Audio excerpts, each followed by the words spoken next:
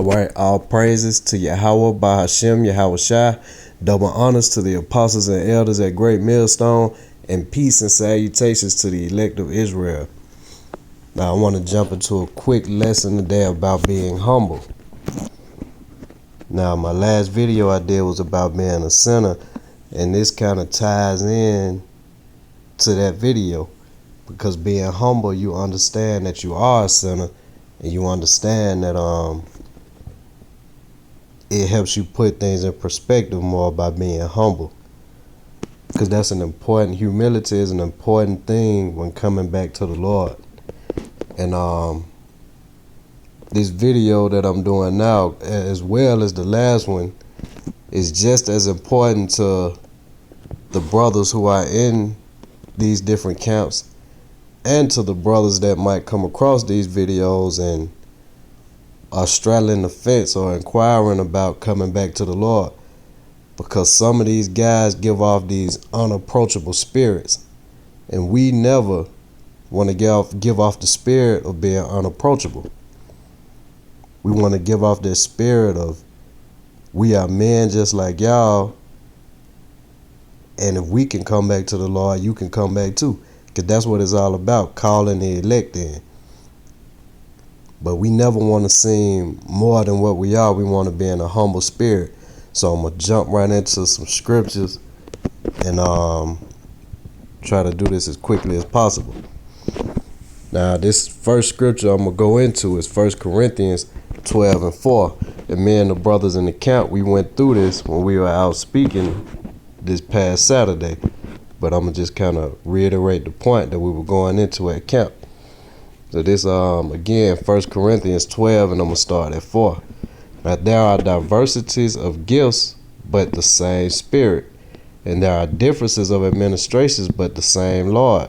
And there are diversities of operations, but it is the same power which worketh all in all. But the manifestation of the Spirit is given to every man to profit withal. Now it's saying there are different gifts people have, different administrations, different offices, but it's the same Spirit and the same Lord that giveth out each one of these gifts, the greater gift or the smaller gift. It's the same Spirit that gives out all these different gifts. So whether your gift is greater than mine, the same Spirit gave us these gifts, and he gave each these gifts to work well for the whole body as a whole. It wasn't to exalt one person over the other. It was all to work in conjunction together. Verse 7, but the manifestation of the Spirit is given to every man to profit withal. It's to profit everybody. Verse 8, for to one is given the Spirit the word of wisdom. Let me reread that. Verse 8, for to one is given by the Spirit the word of wisdom, to another the word of knowledge by the same Spirit, to another faith by the same Spirit, to another the gifts of healing by the same Spirit, to another the working of miracles, to another prophecy, to another discerning of spirits, to another diverse kinds of tongues, to another the interpretation of tongues. But all these worketh that one and the selfsame Spirit, dividing to every man severally as he will. So all these different gifts, the Spirit, the same Spirit gives out all these gifts, and he gives it to each man as he will. It's not us that do it. So I can't exalt myself over a brother if I have more portion of the Spirit than him, because it's the Lord that gave these spirits and the portions out as he will. So it's not me or the man who is above me that did this, is the Lord. So we can't, we still have to be humble, can't exalt ourselves over the next guy. Because I can't exalt myself over you if a guy comes in the room and gives me $10 and gives you $5. I can't boost myself up because both of us received that money from another person. It wasn't nothing special about me that made me get the more. It was to help out the whole room. Verse 12. For as the body is one and have many members, and all the members of that one body being many are one body, also is Yahweh Shai. So just like in your body, you have many body parts, but it's still all part of the same body. For by one Spirit we are all baptized into one body, whether we be Jews or Gentiles, whether we be bond or free, and have been all made to drink into one Spirit. For the body is not one member, but many. If the foot shall say, because I am not the hand, I am not of the body, is it therefore not of the body? So if the foot can't say, damn man, I ain't the hand, so I must not be part of the body. No, the foot and the hand are all part of one body, even though that foot is more of an undesirable spot because it bears the whole burden of the weight of the body. And it walks through the dirt. But it's still a part of that same body, even the same parts of the body that are more exalted. Verse 16. And if the ear shall say, because I am not the eye, I am not of the body, is it therefore not of the body? So it's telling you right there that just because you're the ear and the eye may be a more desirable piece to you, you're still part of that same body. You're still getting the same reward as that whole body. Verse 17. If the whole body were an eye, where were the hearing? If the whole were hearing, where were the smelling? So each one of these parts has a function.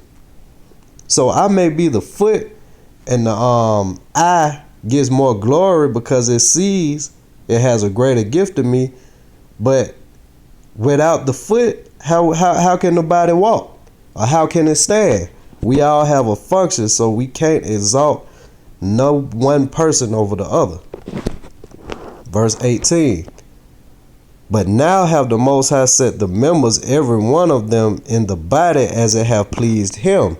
Not of our own will, but how it pleased him, he set you up to what position you will be. And if there were all one member, where were the body? If we was all the same position, how could we be a functioning body?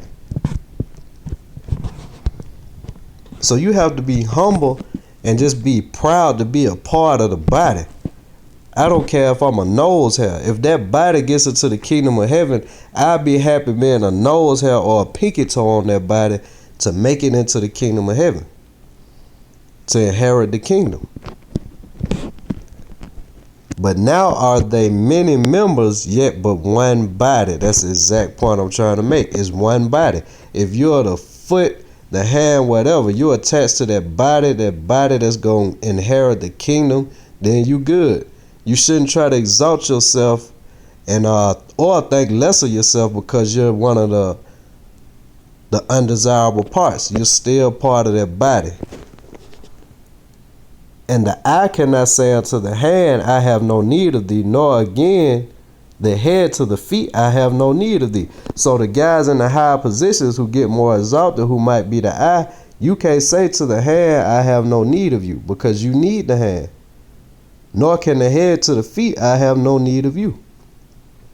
Because even though you're more exalted, that same foot that you might look down on is still part of your one body. You're all one body. You can't go nowhere without that foot. They all function in conjunction together. Verse 22. Nay, much more those members of the body which seem to be more feeble are necessary. So the ones that seem like they ain't really serving much of purpose, those pieces are necessary. And those members of the body which think to be less honorable, upon these we bestow more abundant honor, and our uncomely parts have more abundant comeliness. So the parts, that goes back into the scripture too. First shall be last, and last shall be first. The parts that we think to be less honorable, these get bestowed more honor, because they do the dirty work. They might seem less honorable, but they are important in the grand scheme of things. Verse 24. For our comely parts have no need, but Yahweh have tempered the body together, having given more abundant honor to that part which lacked. There you go right there, man. He give more abundant honor to the part which lacked. The part that was lacking, you may be the smallest guy in the whole organization of men, but he will bestow honor on you just to show his power. That's how the Lord works. That's how he shows his power. He could have used scholars to be teaching his word of mighty men, but he used the lowly of the world so that he can exalt himself through us. So the parts which lacked, he bestows more honor upon. Verse 25, that there should be no schism in the body, but that the members should have the same care one for another.